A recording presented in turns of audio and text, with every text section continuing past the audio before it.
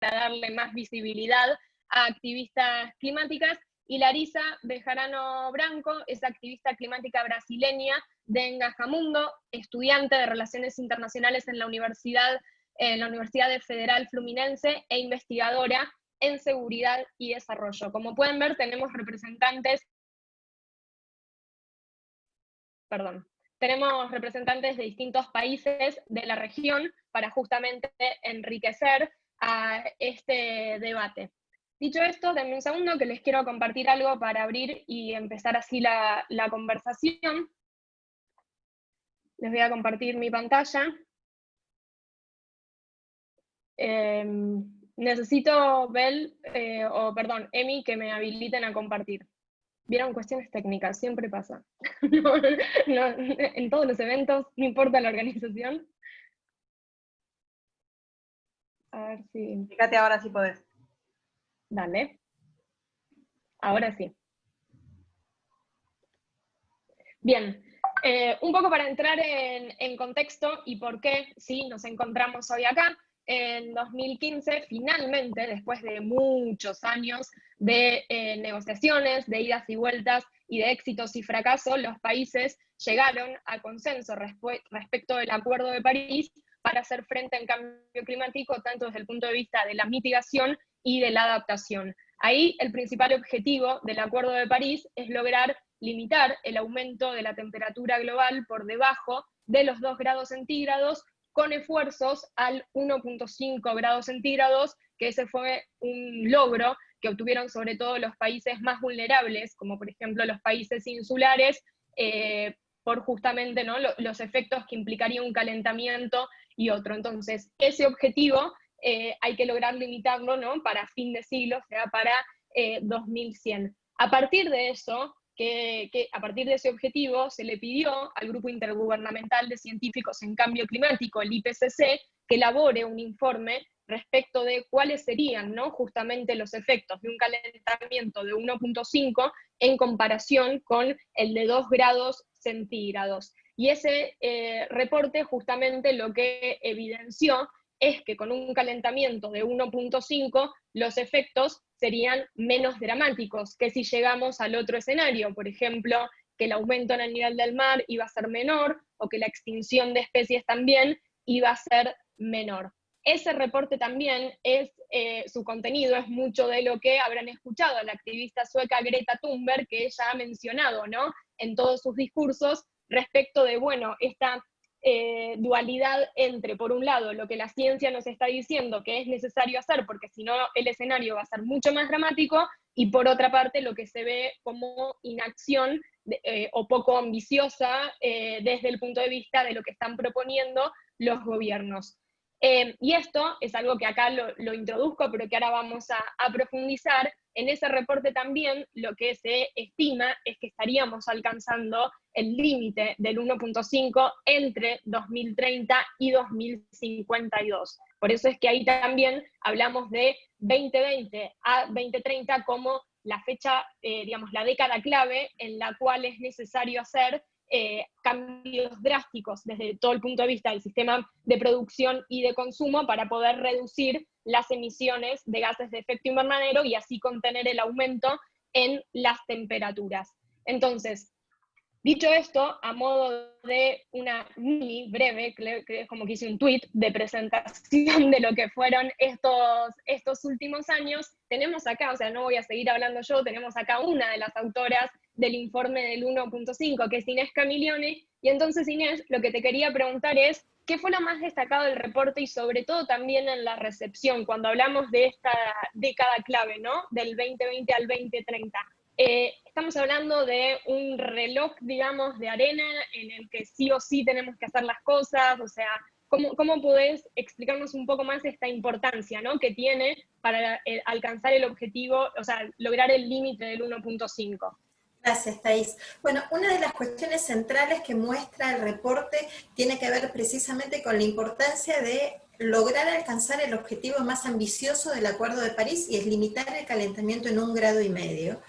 pero para eso hace falta transformaciones que son sin precedentes y absolutamente de gran magnitud y que involucran muchos sistemas, desde el sistema de la energía, la forma en la que producimos energía, la forma en la que consumimos también la energía, acciones que tienen que ver con las ciudades en su conjunto, con las actividades que se desarrollan en las ciudades, también con distintos sistemas productivos, agricultura, ganadería, sistemas industriales, abarca una enorme diversidad de sistemas que tienen que modificar sus pautas en las cuales se fueron desarrollando hasta ahora.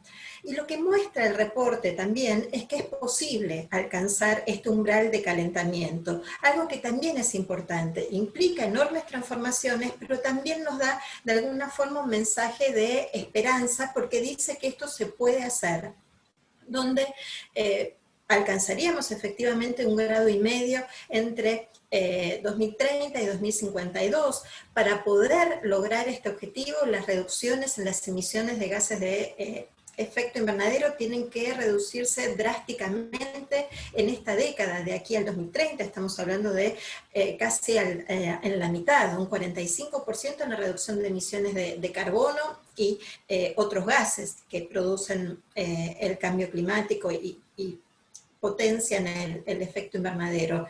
Pero un mensaje que también es importante que da este reporte es que tenemos que lograr alcanzar el objetivo de 1,5 grados, pero que es absolutamente relevante la trayectoria que sigamos para alcanzar este objetivo.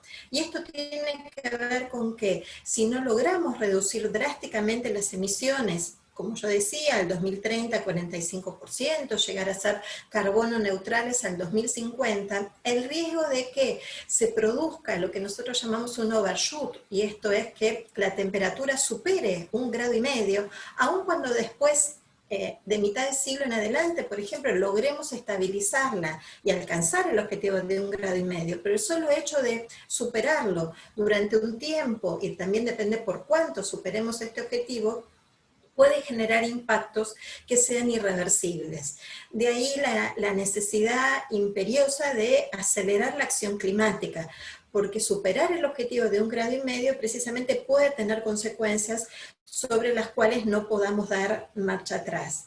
Y el otro mensaje, vos adelantaste ya algunas cuestiones que tienen que ver con que el Acuerdo de París plantea 2 grados como objetivo, pero hacer esfuerzos para limitar 1,5 grados, y el reporte muestra precisamente que ese medio grado de diferencia en el calentamiento global implica impactos que son absolutamente diferentes en distintos sistemas.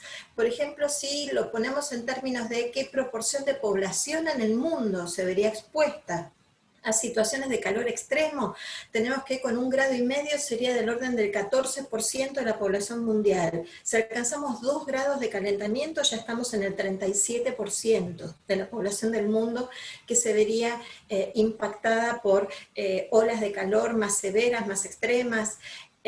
Después, en términos de producción de alimentos, que es otra de las cuestiones centrales en un mundo donde la población está aumentando.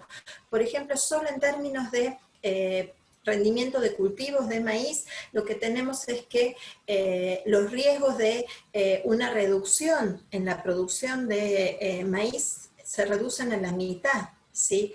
El calentamiento alcanza 2 grados centígrados. Lo mismo pasa en términos de biodiversidad. Los riesgos de extinción de especies, principalmente de especies vegetales y de vertebrados, se duplican en un mundo que tiene 2 grados de calentamiento. Así que yo lo que diría es que las cuestiones centrales de este reporte tienen que ver precisamente con esto. Es posible alcanzar el objetivo más ambicioso del Acuerdo de París, pero con transformaciones que son absolutamente relevantes, sin precedentes, pero que además necesitan una enorme urgencia.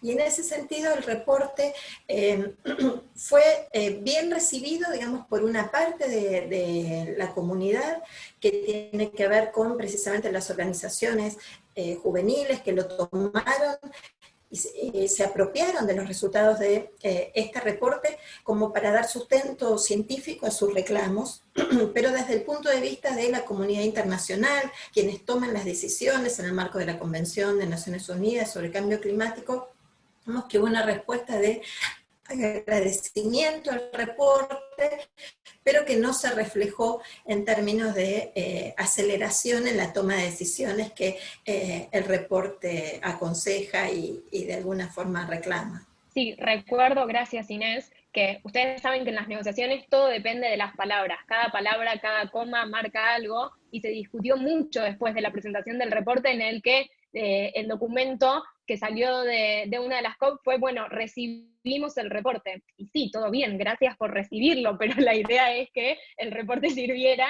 para que tomen, ¿no?, medidas, no simplemente como una recepción. Me acuerdo que se debatió, ¿no?, mucho sobre eso. Ahora, una breve preguntita que te quería hacer, Inés, para aclarar, porque me parece muy interesante, que es el hecho de que esto no depende de si, por ejemplo, en el 2000, no sé, el 1 de diciembre de 2030 llegamos a un aumento de 1,5 grados. Digo, hay que tener en cuenta también, ¿no?, cuántos años es que se considera el calentamiento. No significa que esto varía en función de si un día llegamos a ese aumento y entonces ya al día siguiente tenemos efectos que van a ser más dramáticos.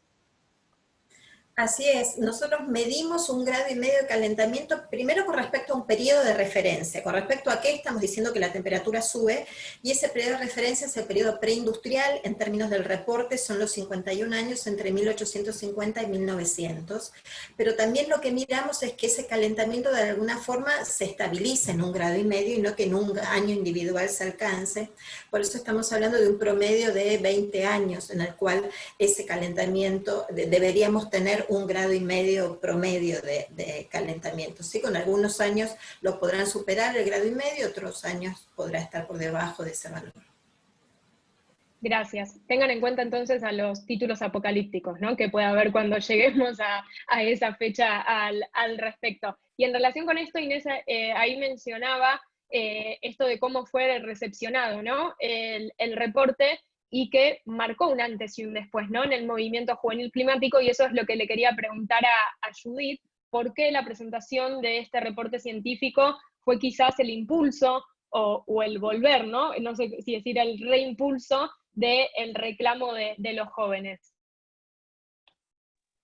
Claro, bueno, buenos días a todas las personas que están escuchando, y contestándole a Thais, quiero justamente agarrar como algo que dijo Inés, y fue que los jóvenes se apropiaron de este reporte, que fue que literal lo abrazamos y dijimos, bueno, sobre esto vamos a sustentar la lucha, porque nos dimos cuenta que los 2 grados son un lujo que no podemos darnos y que no estamos dispuestos a sacrificar más de la cuenta solo por inacción gubernamental. En realidad, este reporte lo que llegó fue a hacer un levantamiento total del movimiento climático juvenil a nivel mundial, e incluso en especial en Latinoamérica, porque bueno, el porcentaje de personas iba a ser mucho más afectado, y sabemos que siempre salen más afectadas las personas más vulnerables, y nuestra región pues tiene esa característica.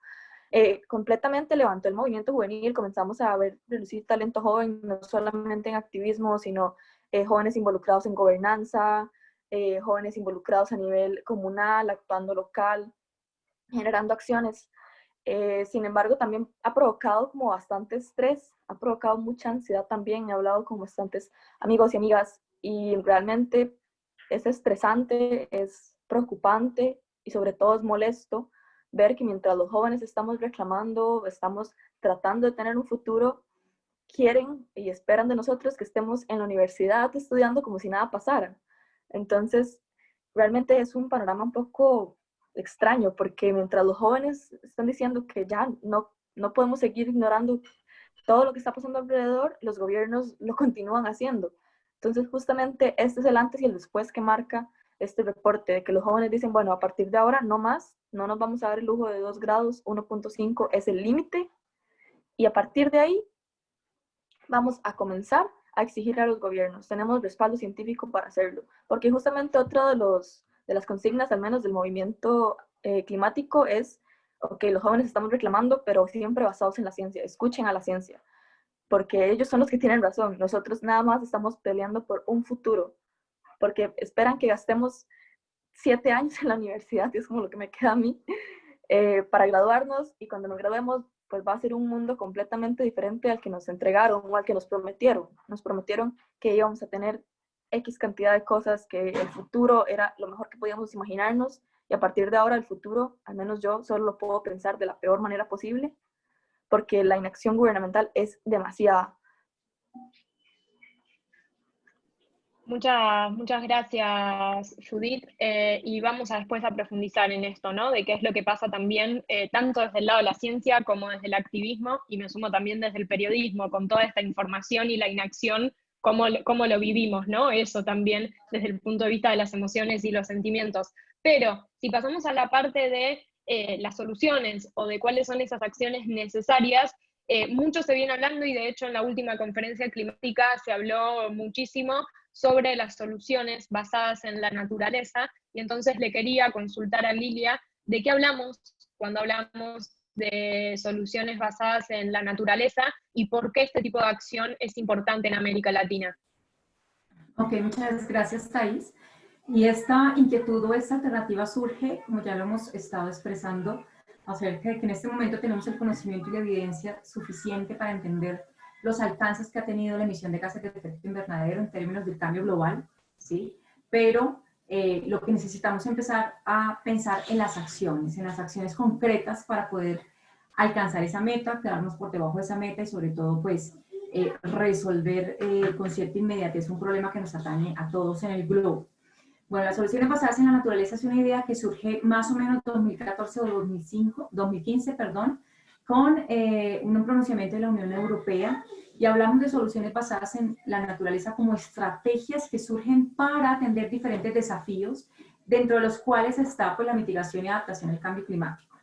Estas estrategias corresponden a acciones que están inspiradas y soportadas, ¿cierto?, por un referente de copiar cómo funciona la naturaleza, ¿sí? Así lo dice la Unión Europea desde su primera cita. Entonces, acciones inspiradas y soportadas por una copia de los sistemas naturales, de la naturaleza, de los ecosistemas. Entonces, los ecosistemas naturales en funcionamiento, cuando están en su funcionamiento adecuado, tienen la capacidad de adaptarse a ciertas condiciones de cambio. De hecho, por ejemplo, hablemos de un ecosistema estacional, año a año, cada 6 meses, cambia drásticamente, pero tiene la capacidad, está adaptado a esos cambios y tiene la capacidad de retornar.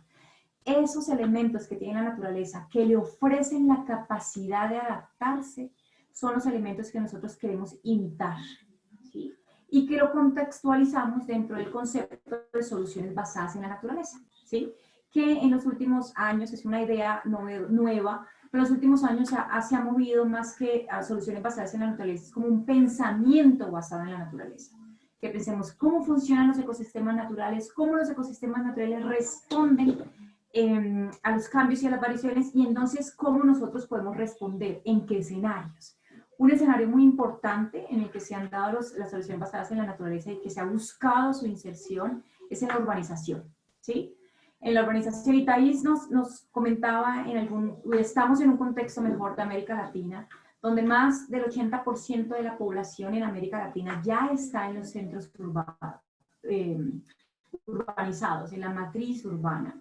Y esto va a significar una demanda por espacio, una demanda por bienes y servicios públicos, pues muy, muy importante. Entonces, las soluciones basadas en la naturaleza busca insertarse dentro de la planeación del territorio, la planeación del paisaje, la planeación del desarrollo urbano, ¿cierto?, de la urbanización, a través de conceptos como la infraestructura verde, la infraestructura azul, que son infraestructuras con ese pensamiento basado en la naturaleza, ¿sí?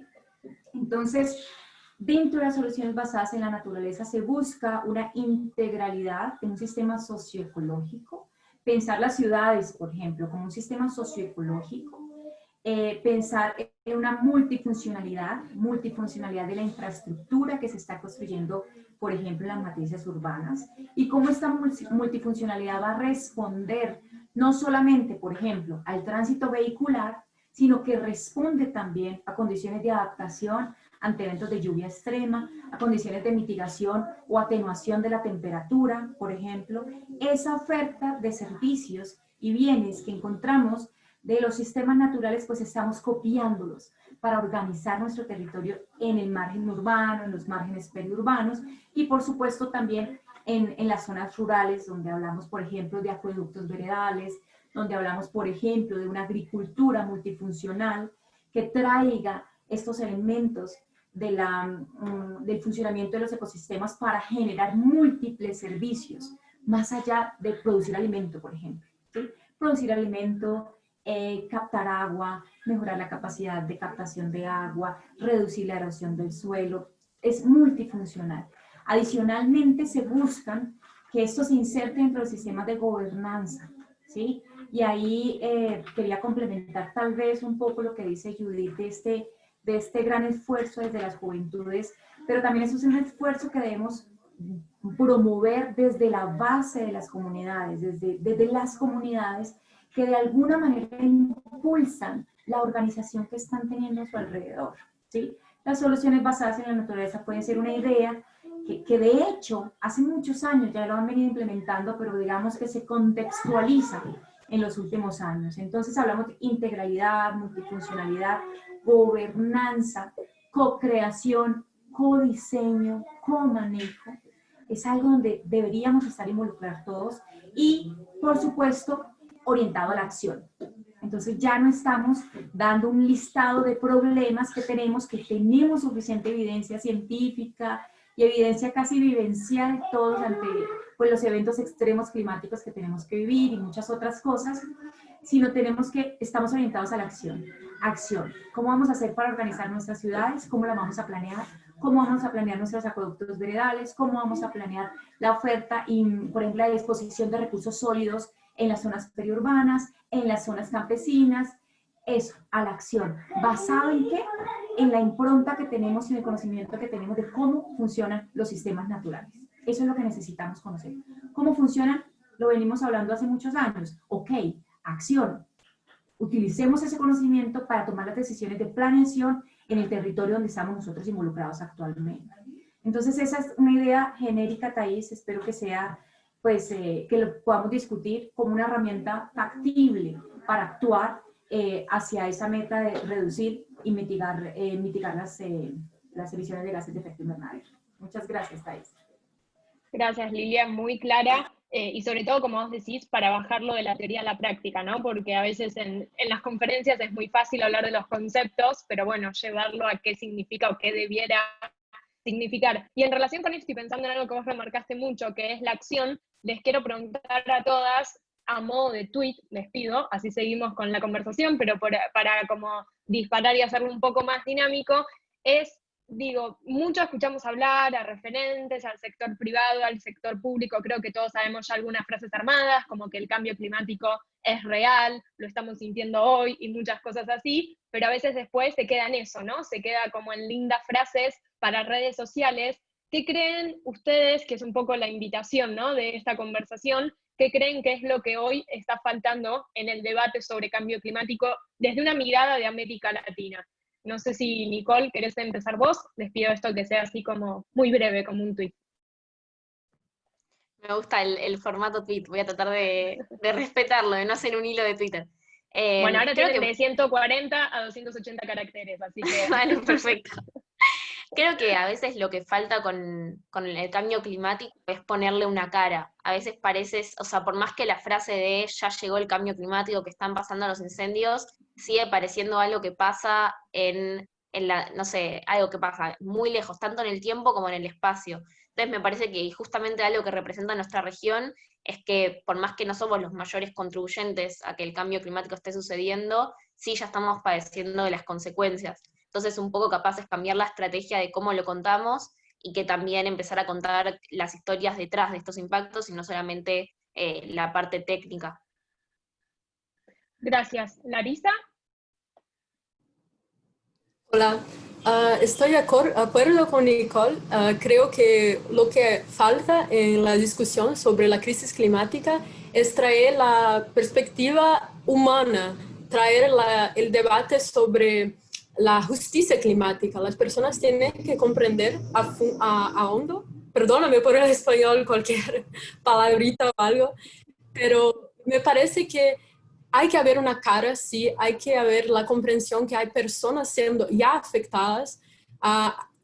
Como activista, yo intento comprender cómo está siendo la cuestión en mi región, porque sí, es difícil acompañar todo lo que está pasando en todo el país. Brasil, imagínate, es muy grande, pero Siempre que hablo de crisis climática, intento dar ejemplos de personas, de grupos de personas que ya están siendo afectados.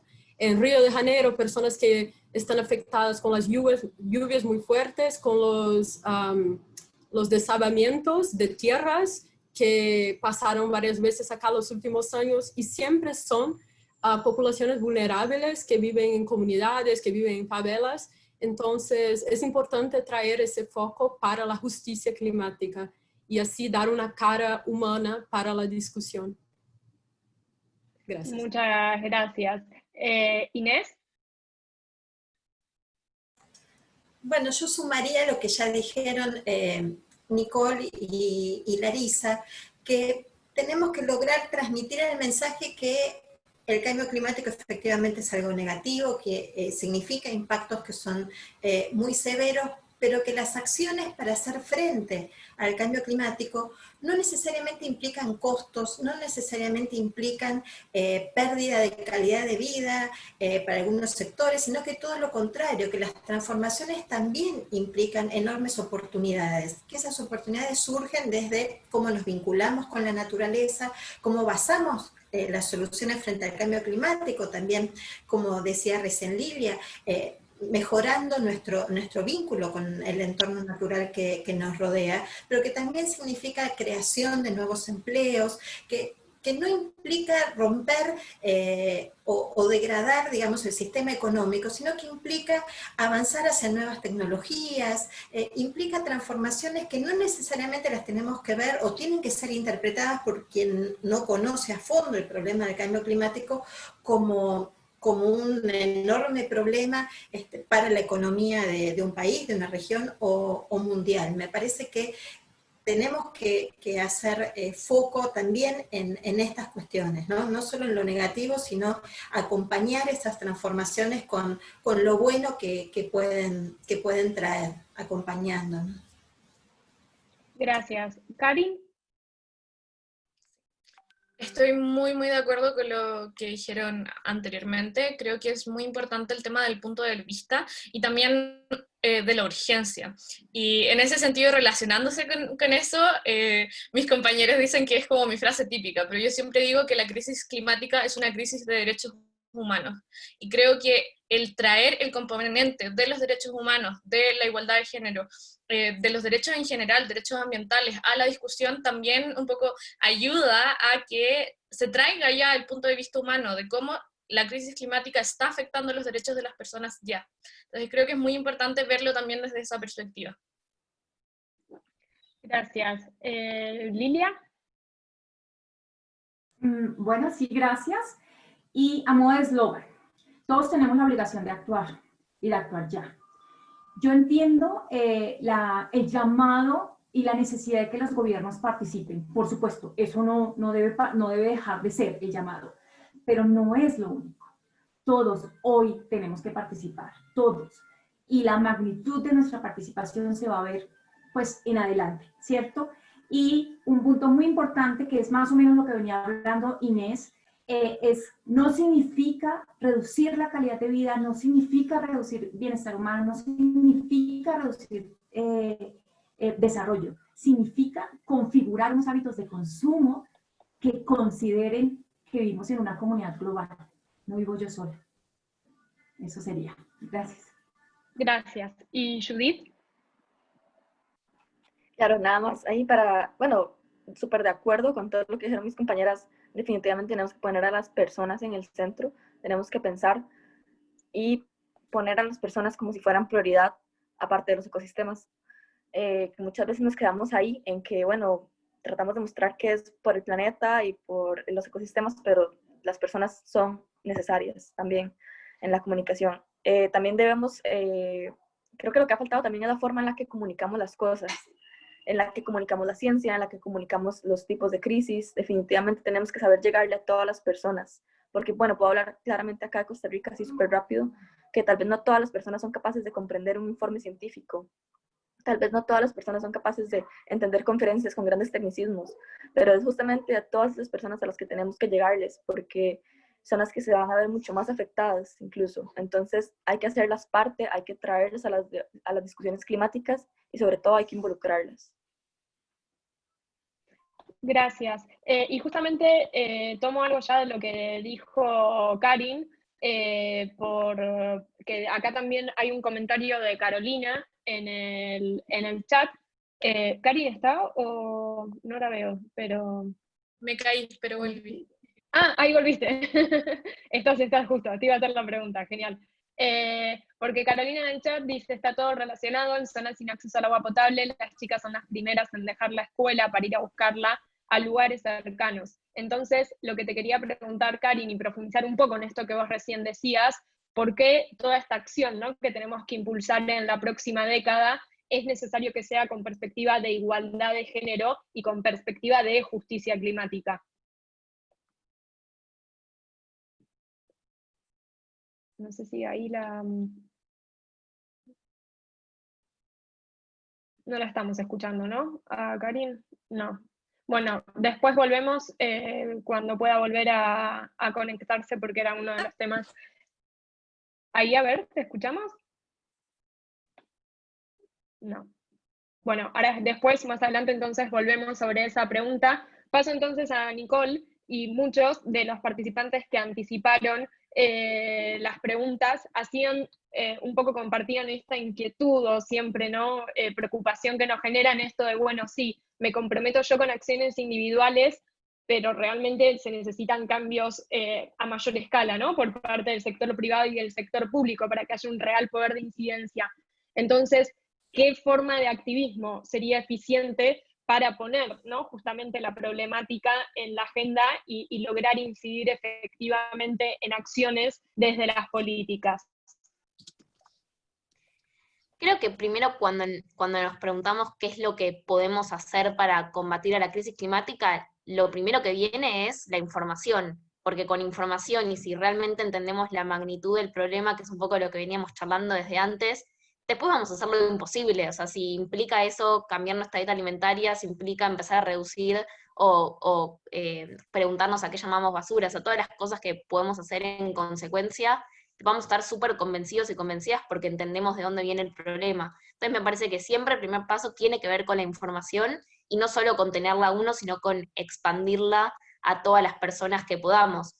Y en ese sentido, una vez que pasamos como ese paso, creo que siempre lo mejor es organizarse, y no necesariamente organizarse implica solamente ir a una movilización o formar parte de una organización, de una movilización, sino también, por ejemplo, si mi marco es mi familia, bueno, ¿qué cosa puedo hacer en mi familia? Digo, ampliar también cuando pensamos a veces en acciones individuales, lo pensamos justamente como algo que es de una persona, cuando en realidad, para mí lo que tenemos que entender es que nuestras acciones también son políticas, que en realidad se tienen que entender como algo mucho más amplio, y que de repente a mí me pasa que a partir de yo haber cambiado un montón de cosas, sé que gran parte de mi círculo también lo cambió, y eso me parece que es porque claramente somos seres sociales que justamente cuando se instala algo como norma entre comillas, no que está escrita, pero que de repente lo cool termina siendo ser activista ambiental. O sea, creo que lo que logró nuestra generación, a diferencia de otras, es que si querés ser cool, si querés estar en los temas que se hablan, si querés ser parte de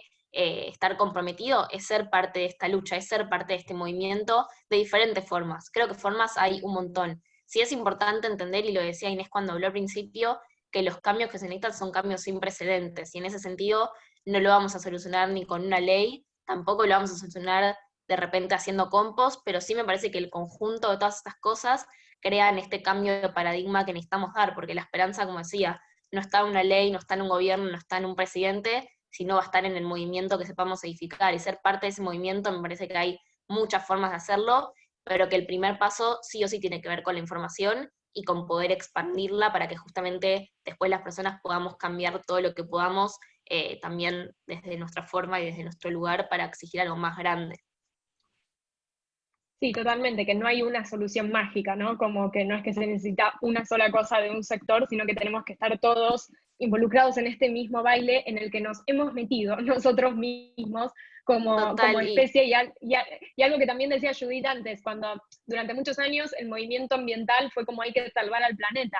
Y lamento informarles que no, a los que nos tenemos que salvar es a nosotros como especie, o sea, sí estamos afectando al planeta, encontrará la manera, la naturaleza de regenerarse, pero esto se trata también, ¿no?, de nosotros como especie. Sí, Nicole, querías agregar. No, que también me parece que a veces se genera una falsa dicotomía entre estos. Están las personas que promueven las acciones individuales o las acciones que piensan que el cambio es más sistémico. Y que para mí lo interesante es ver cómo se retroalimentan esas, que por ejemplo, si nosotros, no sé, hacemos compost, reducimos casi el 40% de nuestra basura, si tenemos el privilegio de hacerlo, bueno, estamos favoreciendo un montón. Ahora, también necesitamos respuestas de la gestión de basura más integral. Me parece que entender ese link que hay, porque si no es la cómoda también, o sea, quedarse en los gobiernos tienen que hacer algo, pero yo no cambio absolutamente nada, también es un poco una posición incómoda, y me parece que si hay algo que nos trae el cambio climático, es la incomodidad. Es la incomodidad en cuanto a las formas en las que nos relacionamos con la naturaleza, con nosotros mismos, y también con las cosas que hacemos. Sí, totalmente. Y bueno, ahí te vemos de nuevo, Karin, así que voy a volver, vuelvo rápido con una pregunta por las dudas que se desconecte, pero es porque es importante en la acción climática, o diría ya no importante, quizás una necesidad obligatoria, ¿no?, que tenemos de que sea la acción con perspectiva de género y con perspectiva de justicia climática. Perfecto, muchas gracias. Disculpen, justo mi internet me jugó una mala pasada en el momento justo, pero ya estoy de vuelta. Y nada, creo el comentario que hacían, que se me fue ahora, pero creo que dan el clavo. Al final, lo que hace la crisis climática, como cualquier otra crisis, es que exacerba las desigualdades ya presentes en nuestras sociedades. Entonces, los y las más afectadas siempre van a ser las personas que ya son las más vulnerables de la sociedad. En ese sentido, por ejemplo, desde la ONU y a un montón de organizaciones reconocen ya que las más afectadas por la crisis climática son las mujeres y las niñas. Y también eso tiene que ver un poco con la interseccionalidad de nuestro sistema, de nuestra sociedad. ¿Y por qué esto? Por ejemplo, para darles un par de ejemplos, la crisis climática lo que hace, y que un poco el efecto más como directo que podemos apreciar de la crisis climática, es el exacerbar, un poco aumentar, incrementar la frecuencia con que pasan los desastres naturales, pero también la intensidad. Y cuando esto pasa, las mujeres se ven afectadas de diferentes formas. Por ejemplo, como decía ahí, cuando se acaba el agua, cuando hay crisis, situaciones de crisis, situaciones de desastre, las mujeres son las primeras que tienen que responder. Las mujeres son probablemente las que van a tener que ir a buscar el agua. La carga doméstica, por ejemplo, del trabajo doméstico se exacerba, se agranda también. Por ejemplo, además de eso, se dice en algunas partes de la sociedad las mujeres son las últimas en ser rescatadas, por ejemplo, o en tener acceso a cualquier tipo como de soluciones. Otro como ejemplo muy importante es que el 80% de las personas que ya están siendo desplazadas por el cambio climático son mujeres, el 80%. También hay una situación bien grave y que se relaciona con lo que yo decía antes sobre los derechos humanos, y es que en general un poco las luchas de territorio que tienen que ver con el cambio climático y en hacer frente a empresas, por ejemplo, que están dañando el ambiente, en general las que toman la batuta ahí en la lucha son mujeres, y ellas se ven afectadas no solo por la crisis climática en sí, sino también en su trabajo como defensoras del ambiente, ya que, bueno, sabemos que Latinoamérica en especial es la región del mundo más peligrosa para ser defensor medioambiental. Hay organizaciones, por ejemplo, Global Witness, que documentan los asesinatos y ataques a defensores ambientales, y solamente el año pasado hubieron 212 asesinatos en el mundo, de los cuales 148 pasaron en Latinoamérica. Y si no me equivoco, es como un 40% más encima que son mujeres. Y ahí de nuevo caemos un poco en la interseccionalidad. Aún más afectadas son las mujeres indígenas, porque hay un gran porcentaje de estos asesinatos y de estos ataques que son a personas indígenas. Entonces hay un par de ejemplos que creo que son como los más claros de por qué la crisis afecta en mayor medida a las mujeres, a las feminidades y a las niñas. Y en ese sentido, solo 20 países en el mundo tienen planes de acción sobre cambio climático que contemplen la voz y también el voto, por decirlo así, de las mujeres. Entonces, mi llamado y un poco el activismo que yo hago también se envuelve harto en la idea de que necesitamos poner las voces de los más afectados, y en este caso, de las más afectadas, en el centro de la discusión. Entonces, luchar al final para que las decisiones, investigaciones, etcétera, etcétera, cualquier acción que se pueda tomar para hacerle frente a la crisis climática, tiene que tener a las mujeres en el centro y considerar las perspectivas de las mujeres más afectadas. Eso. De hecho, no, mil gracias. Re interesante la perspectiva y todos los argumentos, ¿no?, que hay detrás de, más allá de que no es que es un eslogan o una moda de, bueno, tiene que ser por la igualdad de género, o sea, como vos bien decís, diste un montón de datos concretos. Y de hecho, Inés, el IPCC también, ¿no?, está en los últimos años incorporando para que haya, o tratar de llegar, ¿no?, a la igualdad de participación de científicos hombres y mujeres en los reportes. Sí, todavía no estamos en situación de igualdad, pero fue incrementándose. Creo que en el último reporte de evaluación, el que se presentó en el 2013, había un 20% de mujeres autoras.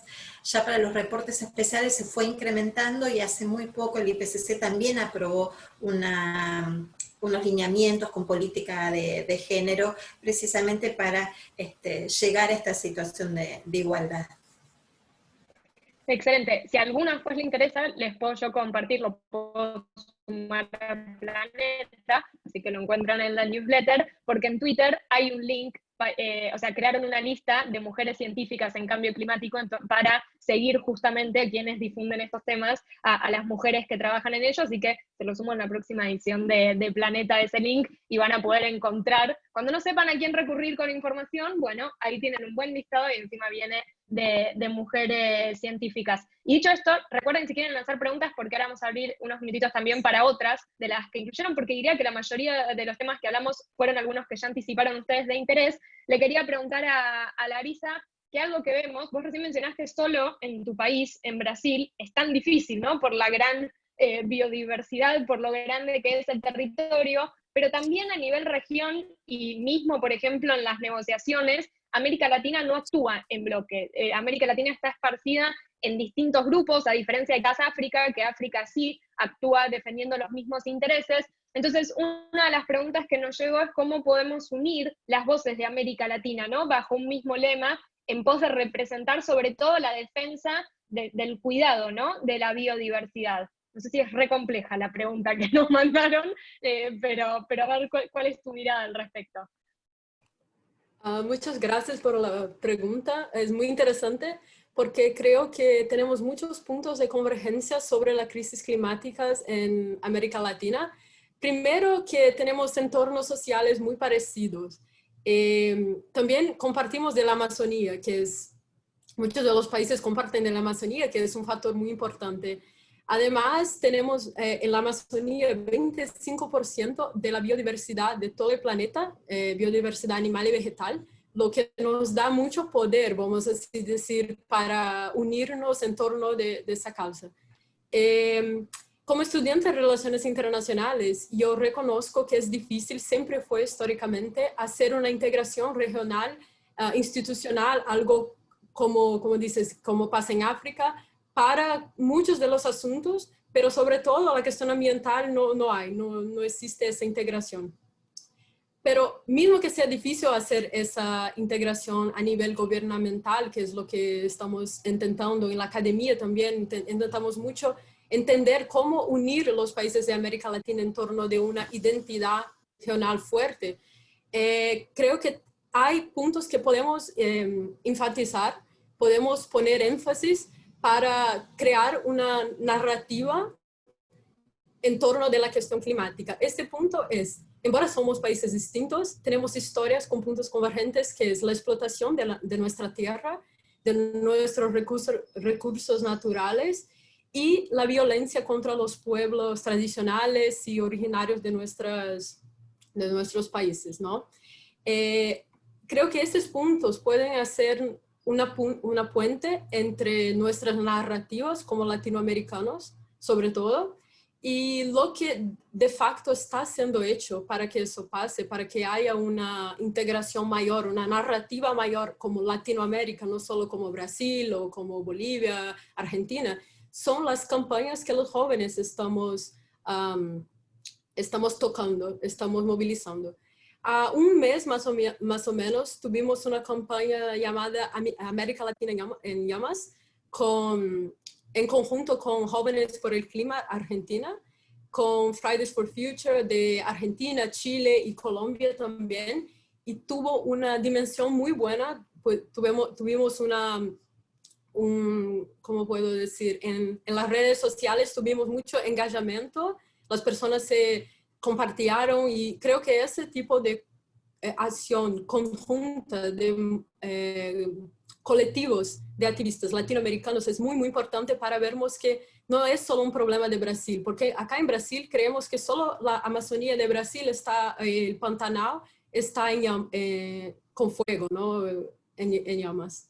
Pero no es verdad. Y con esa campaña pudimos mostrar a los otros activistas que en realidad hay muchos puntos de fuego en toda América Latina que no llega la información para nosotros. No sabemos que en Argentina, que en Colombia también está pasando eso, y necesitamos tener toda esa narrativa que creo que es muy importante. Y en segundo lugar, una otra alternativa de fortalecer nuestras demandas como América Latina es una iniciativa que está siendo hecha por Engajamundo, la red de activismo que yo hago parte, con Jóvenes por el Clima Argentina de nuevo, Alianza por el Planeta, varias otras redes de juventud activista climática, que es la COP Juvenil de Latinoamérica y Caribe. Todavía está en proceso de construcción, pero creemos que va a ser un foro muy importante para debatirnos y crearmos esa narrativa de la región como un todo, y traer también las perspectivas de los activistas indígenas, que me imagino que si estás en un centro urbano es difícil tener contacto, es difícil tener, no empatía, pero entender de verdad lo que pasa en esas personas que están luchando por esas causas y están enfrentando mucho más inseguridad y violencia que nosotros en nuestras casas, y queremos la participación de esas personas en un foro internacional. Y eso es el proyecto de la COP Juvenil, que si quieren saber más, los invito a seguir las redes sociales de Jóvenes por el Clima y todas las asociaciones que hablé, porque tenemos el plan de divulgar hasta el inicio del próximo año esta iniciativa, y creo que va a ser un marco muy importante para unirnos. Gracias. Después, obviamente, desde las redes de redacción vamos a compartir a dónde pueden seguir, ¿no? Todas sus iniciativas, y mismo a quienes hoy nos están acompañando como oradoras. Y de hecho, Larisa, algo muy interesante que vos decías de esto de unir, como periodista lo digo, en la cobertura acá de medios, se le ha dado más importancia a los incendios en California, en la Amazonía, en Australia, que a los incendios acá en Argentina, ¿no? Entonces, como obviamente también hay intereses en juego detrás, pero esta necesidad también de articular todo. Inés, creo que esta pregunta puede ser para vos, que dice Daniela: si hoy comenzamos a emitir la mitad de gases de efecto invernadero, ¿cuándo se estima que veremos reflejada esa disminución en los valores de concentración? En realidad lo que deberíamos hacer es reducir la mitad en total de aquí al 2030, lo que implica que para alcanzar 1,5 grados de calentamiento deberíamos reducir 7%, ¿sí? Año a año. Ese es el valor que nos permitiría, un valor real, alcanzar ese umbral.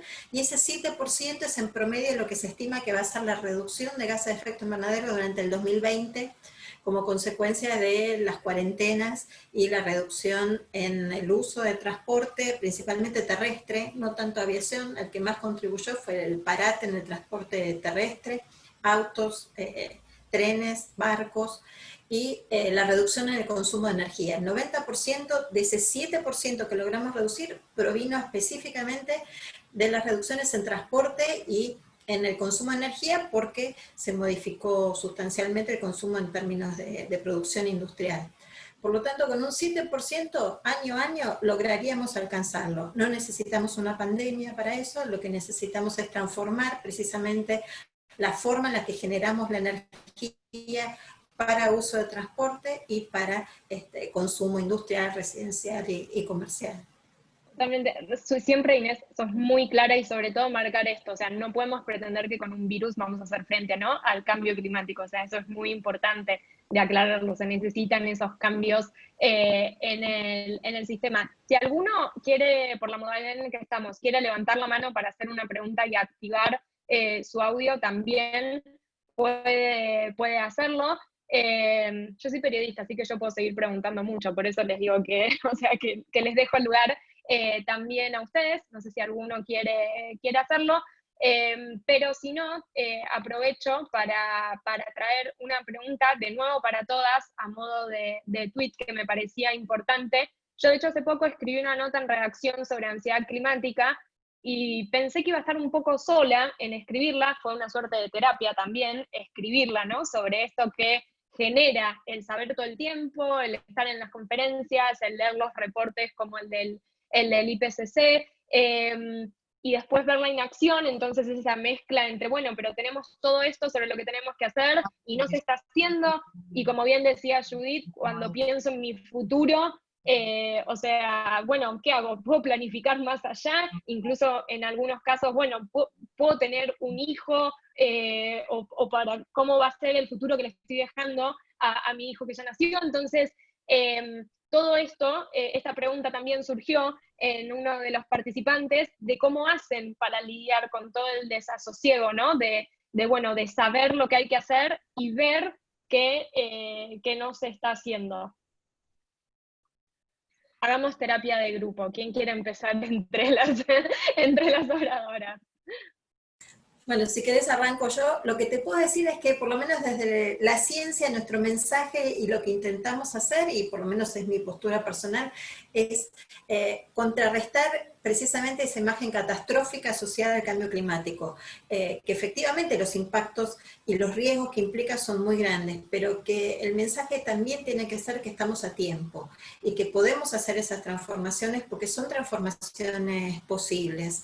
Y en ese sentido creo que el mensaje también tiene que ver con que la esperanza frente a esta posibilidad en realidad no tiene que estar asociada a una cuestión personal. Digo, la esperanza no es un don que tenemos cada uno de nosotros, sino que quienes estamos vinculados a las cuestiones del cambio climático desde diferentes perspectivas, en distintos sectores, tenemos que contribuir a generar y a construir esa esperanza. Yo creo que la esperanza se construye y me parece que cada uno de nosotros tenemos un pedacito de responsabilidad en esa construcción.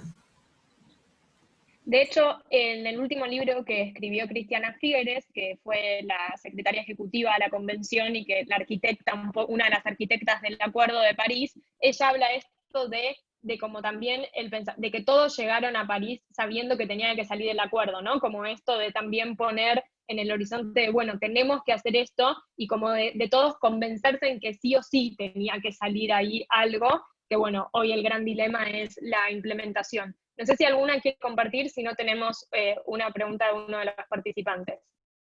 Bueno, a mí me gustaría agregar que, bueno, desde al menos de la parte de activismo juvenil y desde los grupos, para lidiarlo siempre es muy bueno tener personas con las que actuar, transformar esa ira, ese desasosiego, esa ansiedad en acciones. Llevar información, justamente también como decía la persona que habló antes de mí, perdón, no me sé los nombres todavía, tratar de presentar entonces que todavía estamos a tiempo y que si actuamos ahora, bueno, podemos lograr un cambio. Y siempre, de verdad, apelar a la colectividad. Todo es mejor si tenemos con quién sobrellevarlo, que cuando alguien tiene un bajón, el resto en el grupo trata de subirlo. Bueno, a mí, mi grupo de Fridays for Future me ayuda un montón y nos ayudamos entre todos. Es súper importante tener ese apoyo ahí, que si bien que mal, las cosas están terribles, tenemos un respaldo y entre todos nos damos ánimo para poder traducir todo eso en acciones, en informar más a las personas y sobre todo en llevar la acción climática más allá, no quedarnos solamente en, bueno, tenemos la información y listo, sino siempre dar un paso extra y entre todos se logra. Entonces siempre busquen a alguien con quien puedan hablar, siempre busquen colectividad para intercambiar ideas y sobre todo para darse ánimos. Gracias. Creo que... Voy a ir con... perdón. Nicole, dale, sí, si querés, porque no, queremos respetar también el tiempo, estamos un poquito pasados, pero dale. No, que creo que es eso, creo que el mensaje es que el antídoto para la indignación, para la bronca, es la acción, o sea, convertir todo eso que sentimos en hacer algo, y mientras sea, coincido totalmente con lo que decía Judith de hacerlo colectivamente, eso siempre ayuda y colectivamente puede ser con tu grupo de amigos, con una organización, con un movimiento o con tu escuela, pero creo que hay diferentes formas y que eso es la clave.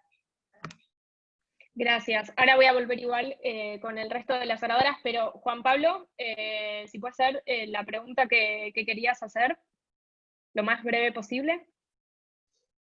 Sí, ¿qué tal?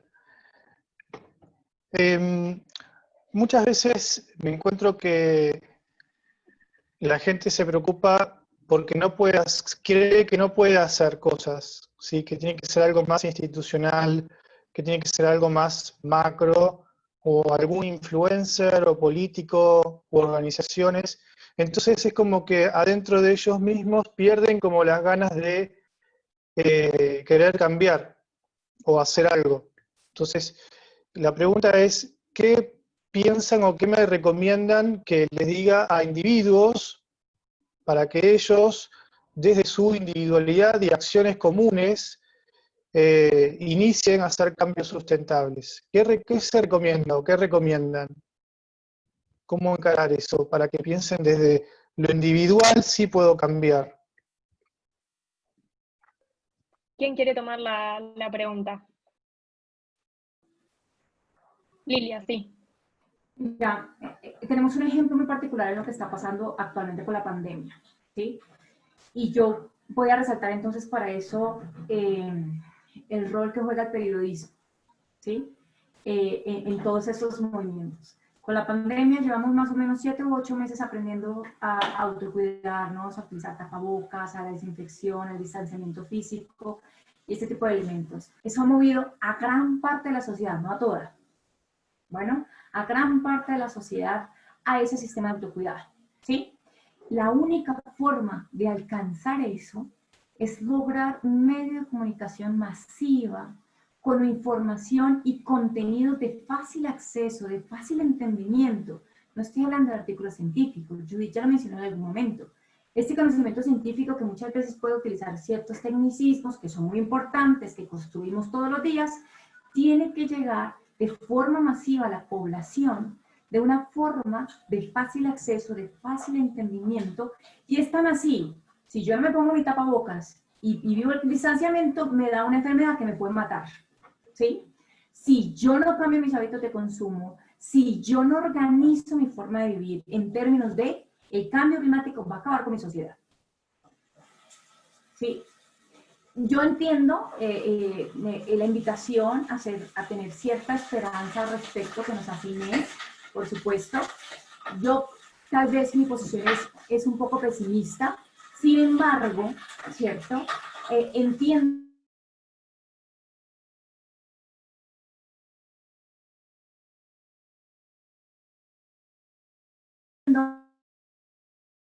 nosotros entendemos ¿sí? Masivamente la sociedad y quiero reiterar ahí la necesidad de un rol más activo, más participativo y más contundente del periodismo, por ejemplo. ¿Sí?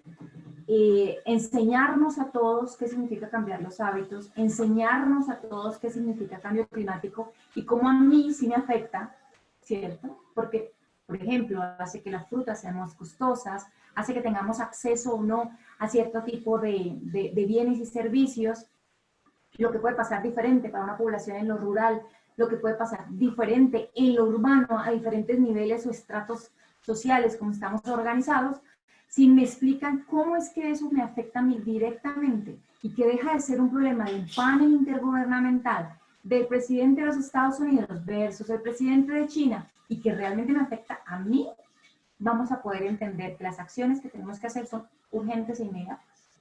Entonces, ¿cómo hemos logrado ese aprendizaje con respecto a la pandemia? Por los medios de comunicación. Entonces, ya hemos visto el potencial que tienen los medios de comunicación. ¿Por qué no trabajar en este camino? Pienso yo. Gracias, Lilia. Y por último, porque ya estamos pasados de hora, pero sí podríamos seguir debatiendo, ¿no? Como mucho tiempo más. No quería dejar un tema que se está hablando en paralelo en el chat y que voy a elegir para que respondan a esta pregunta las representantes de los países que aún no han considerado y que incluso lo han dicho expresamente, que es el acuerdo de Escazú. Y justamente quiero que Larisa y Karin hablen de esto, de por qué es importante el acuerdo de Escazú para América Latina. Falta un país, ¿no?, que lo ratifique para que entre en vigor. Bueno, Judith y Nicole han participado también para que en sus países se logre. Judith, ¿en Costa Rica ya se ratificó? ¿O todavía no tampoco? No, todavía no. Curiosamente fue Ah, presidido acá, se llama Escazú, como uno de los cantones de acá, y aún no hay señales. todavía no, pero está avanzado en Congreso, ¿no? Está a nivel de Congreso. Se había aprobado en primer debate, pero se envió una consulta de constitucionalidad como al órgano encargado. Sin embargo, la realizaron mal y no tomaron en cuenta todos los procedimientos que tenían que hacerlos. Entonces se devuelve de nuevo a la Asamblea y todavía faltarían 2 debates más, y ahora en este momento, como está el país, no va a salir pronto. Sí, la burocracia, ¿no? También y los obstáculos en eso, pero bueno, decía, acá por lo menos en Argentina se logró la ratificación, un poco también por todo el empuje que hicieron Jóvenes por el Clima y un montón de movimientos, ¿no? A nivel local y organizaciones como FAN, pero bueno, como para cerrar con este tema, también para ahí sí sumarse y visibilizar por qué en América Latina lo necesitamos, las dejo a Karin y a Larisa. Perfecto. Bueno, es un tema que a mí me choca un poco, porque estuve participando muy activamente en las campañas, tanto a nivel nacional como global, de hecho, con mis organizaciones, y lo dimos todo, sinceramente lo dimos todo. Hicimos una campaña de meses, juntamos una cantidad de firmas gigantes en Chile para, ni siquiera la ratificación, solamente para la firma, para no quedarnos fuera del acuerdo. Y es bien curioso porque Chile, junto con Costa Rica, fue uno de los países que impulsó este acuerdo. Y al momento de firmarlo, decidieron que no. Y el plazo para firmar el acuerdo fue el pasado 26 de septiembre, y a pesar de todos los esfuerzos que se hicieron desde la sociedad civil, no solo la chilena, sino que también la presión de la sociedad civil internacional, Chile no lo firmó. Y bueno, el acuerdo es importantísimo, es todavía, porque no hemos perdido las esperanzas, todavía queda la posibilidad de la adhesión, ya más adelante cuando el acuerdo ojalá entre en vigor, pero nada, para mí fue terrible, sinceramente, fue uno de los días más tristes de este año, el 26 de septiembre, porque era una oportunidad única que tenemos como Latinoamérica para defender no solamente los derechos ambientales, pero también los derechos humanos. El acuerdo al final lo que propone son los derechos de acceso, hace que la gente pueda un poco tener voz y voto en cuanto a los asuntos medioambientales que tienen que ver con sus comunidades, y además otorga esta protección para los defensores y defensoras ambientales que les comentaba anteriormente, que es muy importante porque sabemos que en Latinoamérica se están asesinando personas por defender la tierra, por un poco hacer lo que nosotros estamos haciendo, pero en los territorios. Entonces creo que es algo muy importante, que no hay que bajar los brazos, y los países, bueno, como Costa Rica, que sabemos que se devolvió un poco, pero hay que seguir adelante para que los países que puedan, creo que Colombia, México son algunas como de las opciones que quedan para ser el 11º país que ratifique, y así el acuerdo por fin pueda entrar en vigor. Bueno, acá en Brasil tampoco ratificamos el acuerdo todavía, y Engajamundo está de verdad todo el tiempo intentando promover ese debate porque, como ustedes deben saber, la situación es un poco complicada, tenemos un desgobierno ambiental y estamos siendo atacados todo el tiempo, y de verdad no creemos que sea pronta la ratificación acá en Brasil. Pero sí es muy, muy importante, y intentamos tener esa pauta muy activa en nuestras actividades de activismo y también lobby. Hablamos con tomadores de decisiones en la red Engajamundo, y siempre intentamos traer la necesidad de traer la decisión hecha por las poblaciones locales sobre las cuestiones ambientales, después de todo lo que pasó en Brasil con los desastres ambientales, de las barragens, que fue un desastre horrible, y toda la cuestión de las quemadas. Todo eso intentamos construir una narrativa para presionar al menos los políticos y tomadores de decisiones que tenemos contacto, para que sea al menos que no se deje pasar porque la situación de verdad en cuestión de gobierno federal es un poco complicada para nosotros actualmente. Pero eso es que estamos intentando hacer como red de activismo. Gracias, Larisa. Sí, y tan complicada que hace poco nos enteramos que el gobierno de Bolsonaro mandó espías a la última conferencia climática para ver incluso lo que hacía su propia delegación. O sea, ni siquiera como que confiaban en lo que hiciera su propia delegación. Judith, ¿querías acotar algo? Claro, ahora que hablamos sobre el acuerdo de Escazú, me gustaría añadir nada más como 2 ejemplos súper rápidos, así en modo tweet, de que muchas veces creemos que, bueno, eso pasa largo, los asesinatos se dan largo. Bueno, pues acá en Costa Rica este año asesinaron a otro líder indígena, le asesinaron de frente, todo el mundo vio quién era, pero aún así esa persona anda libre por ahí, porque no tenemos nada como el acuerdo de Escazú que garantice el acceso a la justicia en asuntos ambientales. El lunes pasado, porque Costa Rica está a punto de aprobar la pesca de arrastre, venían pescadores artesanales a manifestarse, el bus en el que venían fue baleado, les dispararon y afortunadamente no hubo heridos, pero sin embargo estas situaciones siguen pasando y pasan todos los días. Ahorita en este momento hay 2 compañeras fuera de casa presidencial en huelga de hambre, llevan más de 100 horas en huelga de hambre y pues responsabilizan completamente el Estado porque el presidente no se ha pronunciado absolutamente para decir nada sobre cuál es su posición contra la pesca de arrastre. Y necesitamos el acuerdo de Escazú para estas situaciones, porque son cosas que pasan todos los días, donde los derechos humanos están en juego, donde la salud y la integridad de las personas que defienden el medio ambiente está siendo violentada. Gracias, Judith. Y sí, Judith me adelantó, me anticipó en esta charla sobre lo que está pasando en Costa Rica, sobre esto que quieren aprobar de la pesca de arrastre, así que seguramente también en la próxima edición del Planeta vamos a profundizar en eso para acompañarlos. Ya les vendí todo lo que va a venir en la próxima Planeta. Bueno, y ya les adelanto, la próxima Planeta cae el día que Estados Unidos se va del Acuerdo de París, así que vamos a tener ahí todos los análisis, porque cae justo en el calendario ese día en función de quién gane o quién no. Yo podría seguir conversando, creo que ustedes también, pero vamos a respetar, ya nos atrasamos 15 minutos. Les puedo pedir así como para cerrar, pero sí, tweet de 140 caracteres, como algo que quieran dejar. A mí me gusta pensar que las charlas estas no son para irnos como con ideas cerradas, sino que despiertan, ¿no?, el debate. Entonces les quiero pedir a cada uno, porque la verdad fue re valioso todo lo que aportaron, pero algo que quieran dejar como para los participantes para que se lleven. ¿Quién quiere empezar?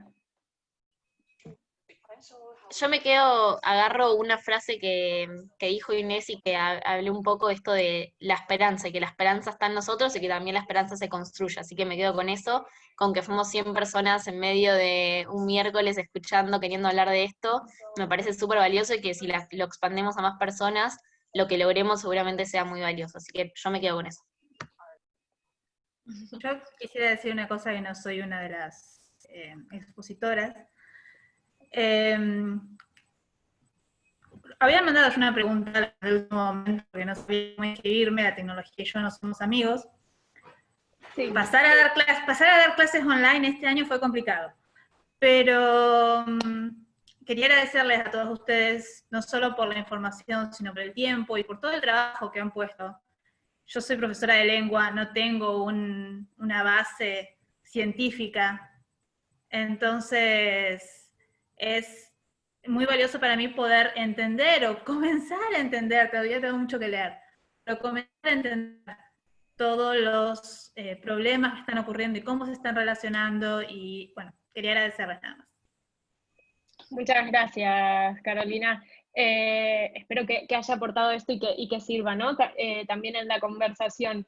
Larisa, ¿querés un tweet?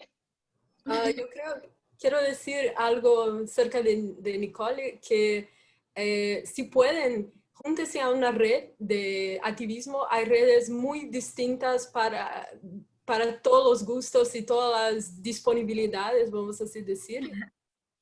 Porque el activismo no es sobre solo tú, pero sobre nosotros. Y es muy bueno sumar fuerzas y eso te potencializa mucho. Ese es mi mensaje. Gracias. Inés, te robaron la frase del final, así que no sé si vas a decir, yo lo retuiteé a Nicole. No, está perfecto, porque esa es mi enorme alegría. Así como yo decía que los jóvenes se apropiaron de los resultados del reporte del IPCC y amplificaron la voz, qué mejor que los jóvenes amplifiquen también esta sensación de que aún ante todos los peligros que implica el cambio climático, estamos a tiempo de hacer las transformaciones y que por supuesto ellos cumplen el rol esencial en empujar que la acción climática se haga ya. Así que no más que agregar. Gracias. Karin. Me dio risa porque yo también hasta anoté la frase ahí. La esperanza se construye, así que apropiada totalmente. Pero nada. Ya veo que es hashtag, que es tendencia regional, el hashtag la frase de Inés. No, pero quería tomar el comentario que hizo Carolina, te agradezco mucho, pero es algo que también yo como que trato de expresar, porque como decía Thais cuando me presentó, yo soy estudiante de diseño y de historia del arte. Uno puede creer que quizás no se relaciona nada con la ciencia o con el cambio climático o incluso con los derechos humanos, pero creo que es importante que notemos que uno puede ayudar desde su trinchera, por decirlo así. Yo quizás soy diseñadora y en el área de las comunicaciones puedo usar eso para hacer que la información que damos sobre la crisis climática llegue a la gente, sea más atractiva para la gente. Todas las redes de activismo necesitan diseñadores, entonces trabajo desde un poco las habilidades, entonces un poco la invitación a buscar qué habilidades y qué espacios tenemos y usarlos siempre para el activismo, como desde todos nuestros espacios. Gracias. Lilia. Sí, muchas gracias, Thais. Yo pues voy a decir que comuniquémonos, usemos las múltiples redes a las cuales tenemos disposición hoy de forma individual o colectiva para comunicarnos, para movilizarnos, en términos de acción individual, acción colectiva, en nuestro entorno inmediato. No, tal vez no logremos cambiar el país, tal vez no logremos cambiar nuestro país, nuestra ciudad, pero tal vez sí la forma como trabajamos en nuestro edificio, en nuestra comunidad. Empecemos, sin quitar el ojo de encima de lo que está pasando en las otras escalas y cómo podemos nosotros impulsarlo, pero movilicémonos nosotros ya y pues comuniquémonos al respecto. Gracias, Thais. Gracias. ¿Y Judith? Que transformemos esos sentimientos en acción climática, nada más. Muy bien, muy bien. Respetó los 140 caracteres. Bien, para el final quiero agradecerles a todos por participar. Si están acá es porque están interesados, están movilizados y están también sumados a lo que es la acción. Pedirles en el chat, Emilia les dejó un link o les va a llegar también después para una encuesta, a ver qué le pareció y también para seguir aprendiendo en nosotros y para que tengamos futuras conversaciones sobre cambio climático. Felicitar virtualmente a Denise, porque miren en su imagen cómo sintetizó todo lo que conversamos hace más de una hora. Y por último, que miren a la cámara con una sonrisa, porque en este momento van a hacer una captura de pantalla para mostrar después, así que le vamos a dejar unos segunditos a Emilia para que tome la foto.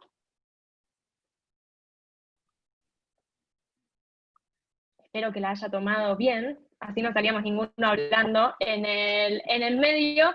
Y nada, recordarles que La Verdad Redacción se hace también gracias a la colaboración de quienes están del otro lado como miembros corresponsables, así que los invito a ver www.redaccion.com.ar y creo que ya les revendí como tráiler que se suscriban a Planeta, que la difundan, porque la próxima edición va a estar genial. Así que de nuevo, gracias a las oradoras, feliz de este grupo de mujeres. Hagan red, involúcrense y nada, gracias a todos por estar. Cuídense y que tengan una buena semana. Muchas gracias. Gracias. Gracias. Muchas gracias, un placer escuchar. Gracias a todos y todas.